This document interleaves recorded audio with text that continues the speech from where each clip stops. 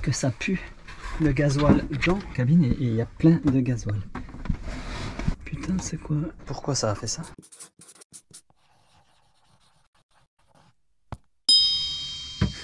Ce matin, il faut que je vous partage quelque chose. Quand tu te réveilles de ton premier vrai mouillage et que tu as le bruit des cigales.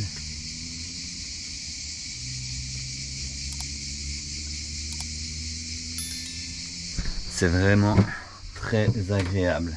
La nuit s'est plutôt bien passée. Ça n'a pas trop bougé. Là, j'ai vraiment besoin de me poser et d'apprécier ce moment d'ancrage, de mouillage, de liberté totale ici sur la mer. Parce que avec tout ce qui s'est passé avant, donc le travail sur le chantier, la mise à l'eau, le stress aussi de la mise à l'eau, là, c'est mon petit moment à moi.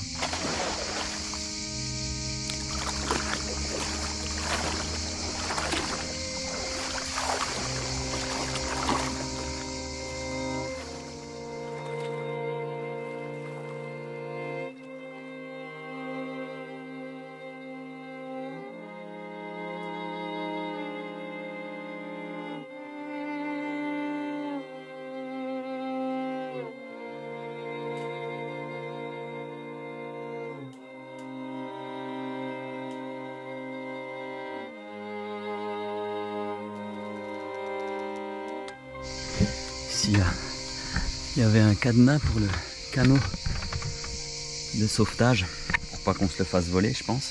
Mais étant donné que quand tu vis sur un voilier, en plus sur l'eau, en plus de ça, sur la mer, il y a tout qui est exposé, tu vois, aux éléments et surtout au sel. Forcément, le cadenas, ben, il a plus trop envie de s'ouvrir, tu vois. Alors, j'ai déjà essayé avec du W40 plusieurs jours, j'arrive pas à enlever. On va utiliser la manière forte. Et la manière forte, c'est ça. Pour la petite histoire, quand j'ai vu cette grosse pince dans le bateau, j'ai écrit à Romain, l'ancien propriétaire, et je lui ai demandé c'est quoi cette grosse pince. Et il m'a dit que c'est obligatoire sur un voilier, c'est pour couper tout ce qui est câble, car en cas de problème, par exemple, si ton maille casse ou qu'il y ait quoi que ce soit, et que ça s'en mêle et que ça peut être très dangereux, mais il faut avoir ça sur le voilier pour pouvoir tout couper. Donc là, je vais couper le cadenas avec ça.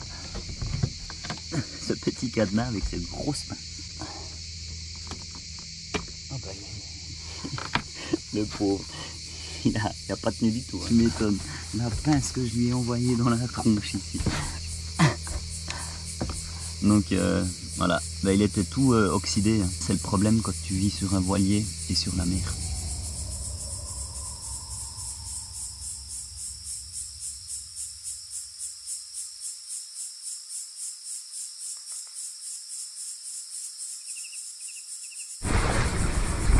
Ici, petit test, je suis au près à 10, moi ça descend gentiment. J'étais à 14,1 de nœud de vent avant, mais c'est cool parce que pour aller à l'endroit où je veux aller, donc ça se trouve au nord-ouest et là j'ai un vent de nord-ouest. Donc je dois remonter au vent et c'est cool de pouvoir tester Petite Jolie en remontant au vent. Et il est venu d'un coup la bonne rafale de vent et puis le bateau il a bien gîté. Et ce que j'ai fait, bah, j'ai un peu ravalé du génois et puis là c'est top parce que j'ai changé de cap pour pouvoir atteindre mon endroit où je veux aller. Ça m'arrangeait bien mais du coup bah, j'ai le vent un peu plus de face donc ça me ralentit le bateau.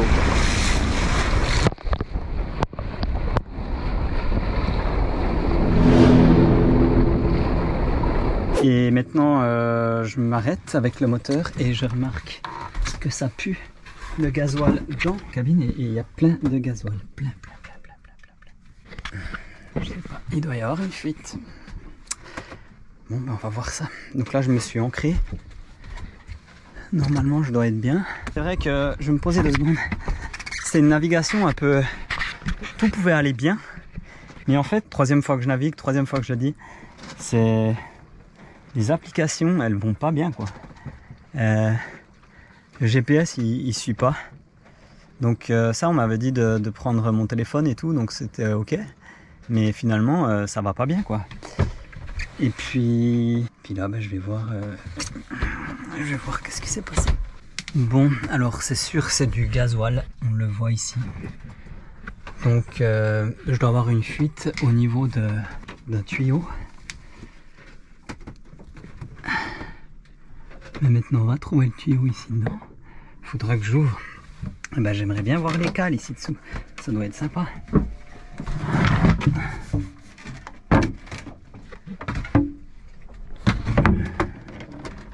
Les cales remplies de gasoil. Puis vu que ça a bien gité, j'en ai partout quoi. C'est pas comme si ça va puer dans le bateau. J'ai vraiment la poisse avec les moteurs. À mon avis, c'est une toute petite pièce, mais c'est typiquement. Bah, j'ai pas accès quoi. Il y a le filtre là-bas, donc à gasoil. Je pense que ça doit être par là-bas, parce que je sais pas. Bon, j'aurais eu une petite semaine de répit, donc c'est déjà cool. Hein. Et maintenant, je pense qu'il faut démonter ici derrière. Ah ben voilà. J'aimerais bien savoir où ça fuit. Parce que c'est vraiment, c'est pas de la mer, c'est pas de l'eau de la mer, hein, c'est vraiment du gasoil. Et le gasoil, il vient de là. Ce tuyau là, ça va où ça? Putain, c'est quoi? Ah mais c'est le vase d'expansion. Bonne question. Je vais voir dans le manuel. Parce que j'avais vu qu'il y avait un vase d'expansion. Et pourquoi ça a fait ça? Donc l'activité, après avoir navigué 3-4 heures, là t'écopes du gasoil. Alors j'ai vu que j'ai pas encore regardé dans le manuel, mais le vase d'expansion est donc il y a full et limite comme tous les vases d'expansion je pense. Et là il y en a un petit peu trop. Donc je vais regarder qu'est-ce que c'est. Ça se trouve il y avait trop de, je sais pas, déjà je comprends pas pourquoi il y a un vase d'expansion d'essence. C'est ça que je comprends pas, enfin de carburant. Ce qui est bien, c'est que ça va sentir bon ici dedans. Je pense que tu dois voir je transpire, mon pauvre. Mais bon, ça c'est la Grèce actuellement. Je vais te mettre petite photo, mais il fait des 40 degrés là, c'est un truc de malade. Vous avez vraiment froid où c'est que vous êtes, parce qu'il paraît qu'en France et en Suisse il fait froid et il pleut. Bah venez en Grèce.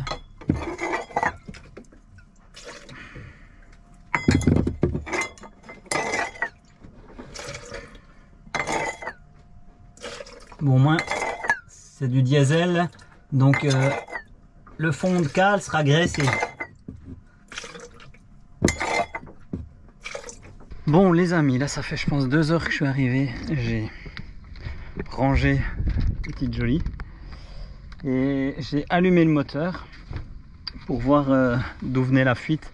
Alors comme j'ai pu voir, il y a un vase d'expansion avec un liquide de refroidissement, donc c'est pas ça. Ensuite, quand j'ai allumé le moteur, je l'ai allumé ouais, pendant je pense bien 20-30 minutes.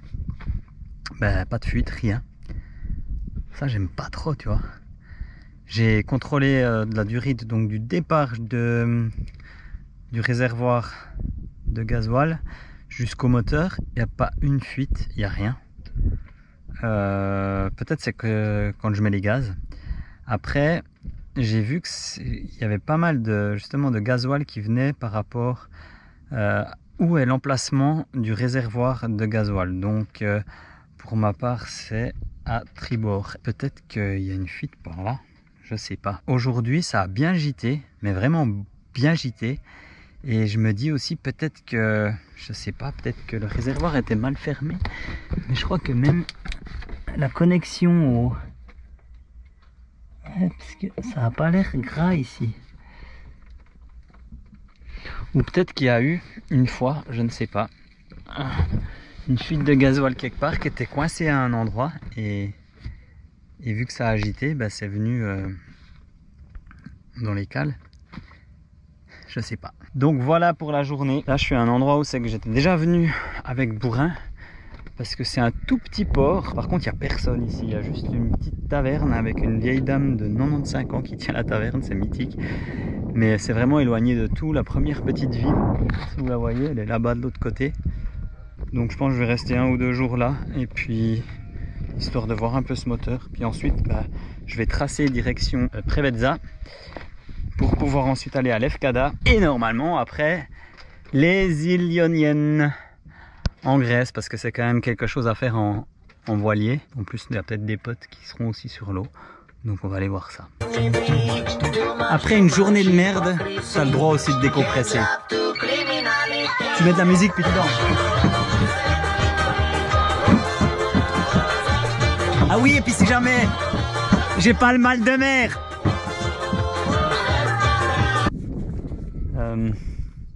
j'ai pas très envie de me faire à bouffer.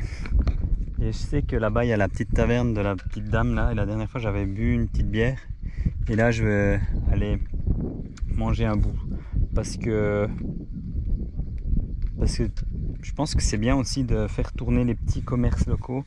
Et là typiquement c'est une petite taverne typiquement locale d'une vieille dame, et il paraît que tu vois c'est fait à la mode grand-mère la bouffe, donc je pense que ça vaut la peine d'aller essayer. C'est ce que je vais faire. Et on va prendre Petit Bouchon.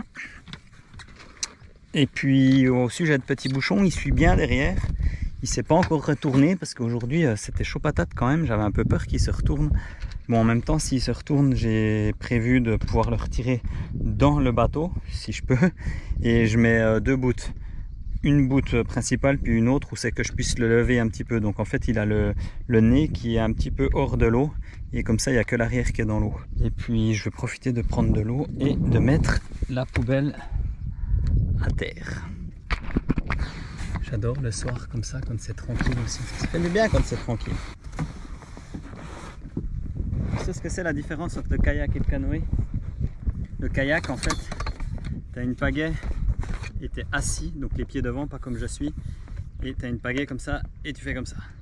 Et le canoë, tu as une pagaie et tu fais de cette manière et tu es à genoux dans ton bateau. Comme ça, ça me permet de ne pas être mouillé aux fesses et puis de ne pas mettre trop d'eau dans le bateau. Parce qu'en faisant juste, tu vois, comme ça, je mets juste un petit peu d'eau là-devant avec la pagaie, mais quand tu fais chaque fois comme ceci avec les deux pagaies, il y a de l'eau qui tombe dans le bateau et c'est un petit peu chiant. À toute petite jolie.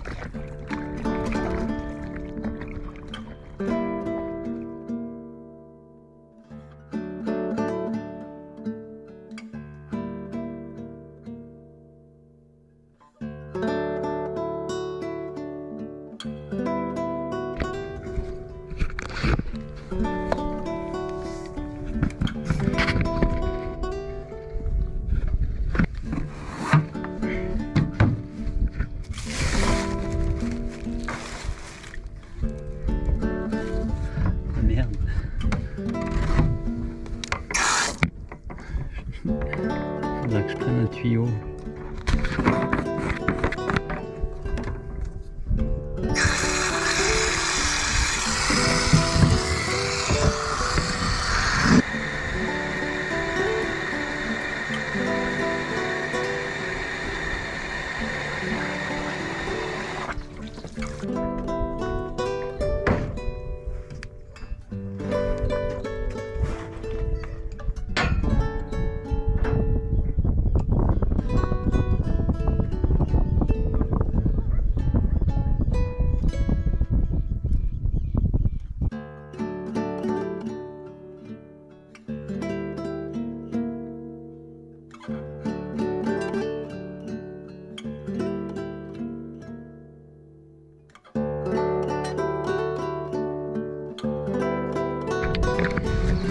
J'aime trop cette petite ambiance sport ici. Déjà quand j'étais venu la dernière fois c'était un peu comme ça. Je trouve ça tellement cool. Donc je me suis fait plaisir. Frites, calamars. Et comme à chaque fois j'aime bien manger tranquille, donc j'éteins.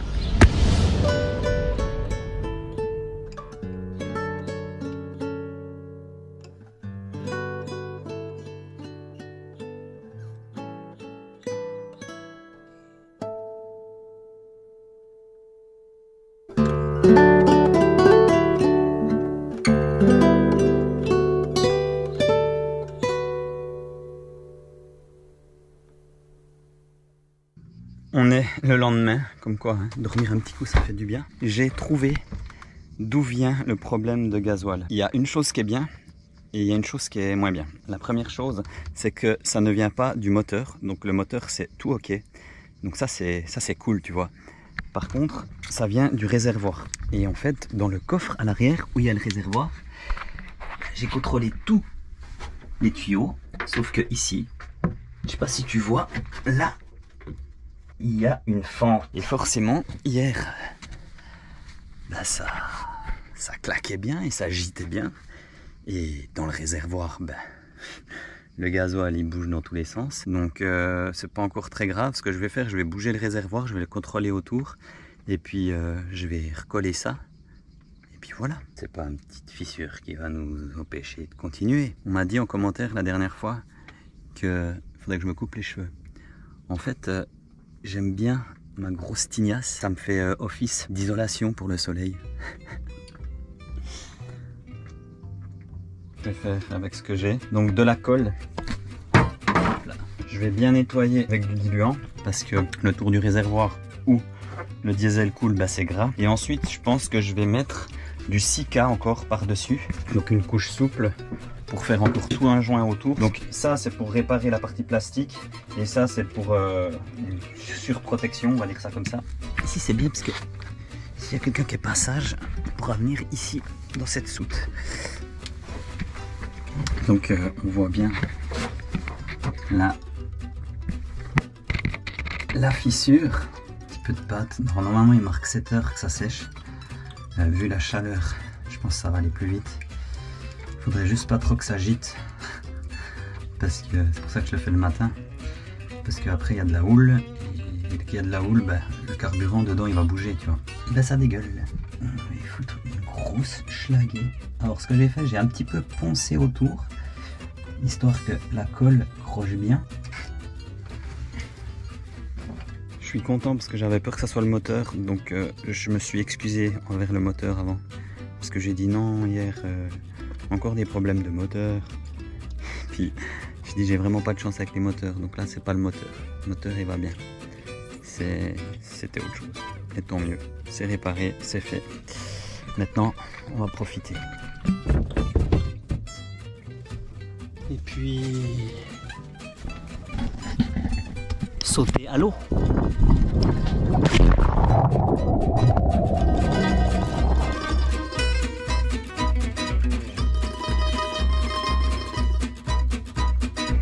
Donc ça m'a pris un petit moment parce qu'il fallait laisser sécher la première colle et ensuite le mastic. Alors la première chose que j'ai fait, j'ai mis de la colle sur la fissure. Ça a mis 7 heures pour sécher. Après j'ai secoué le jerrycan, il n'y a plus rien qui coulait, donc ça était bon. Et ce que j'ai fait encore par la suite, j'ai mis une couche de silicone pour encore plus protéger en cas de choc et un bout de tissu pour pouvoir atténuer s'il y a des vibrations ou des chocs. Et puis j'ai remis aussi ici, il y avait une Spenset, mais j'ai mis une chambre à air pour pas que ça touche le réservoir. Le réservoir en soi il est pas pourri, il est pas craquelé. Je pense que c'est simplement ce coin qui tapait et puis à force de taper, ben, ça a pété le coin. Et voilà, problème résolu. Alors ce que j'ai essayé de montrer dans la vidéo, c'est que certaines fois, si tu as la possibilité de pouvoir te reposer, comme là j'étais au mouillage, et de prendre le temps et du recul sur un problème, ça peut être beaucoup plus simple. Maintenant, j'ai regardé la réparation après plusieurs semaines, tout a tenu. Donc une colle dure de composants, une colle mastic pour tout ce qui est vibration et protection en plus, et ensuite encore un chiffon, et ça n'a pas bougé.